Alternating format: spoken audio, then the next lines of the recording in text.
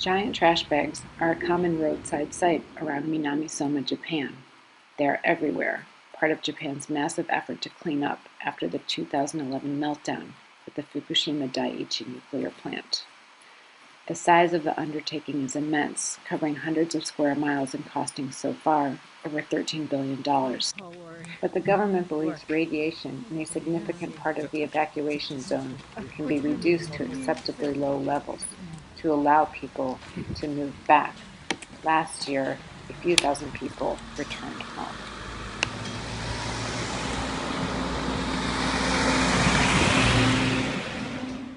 Thousands of workers have been going house to house, setting up scaffolding, scrubbing rooftops, and scraping off the top few inches of dirt in contaminated gardens.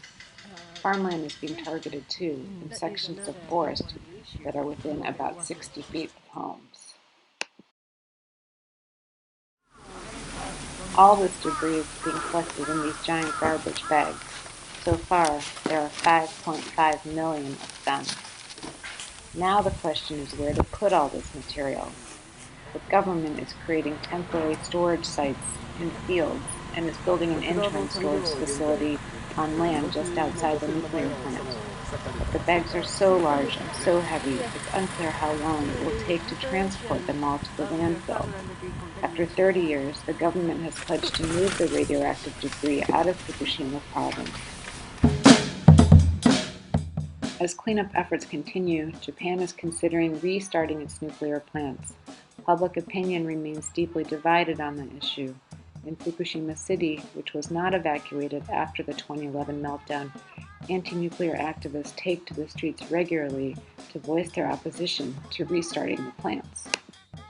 Japan shut down all its nuclear plants after the 2011 disaster. The Prime Minister at the time endorsed giving up nuclear power altogether, but a new administration says Japan can safely restart its plants. Doing so, it argues, would cut down on the use of fossil fuels, reduce greenhouse gas emissions, and curb Japan's imports of oil and gas. Eiju Hangai is a former board member of TEPCO, the electricity company that ran the Fukushima plant. After the disaster, he started a solar park just outside the evacuation zone. He wants school children to think about where the power in their electricity outlets comes from. Only after Japan becomes more aware of green energy, he says, should the country start talking about restarting nuclear plants.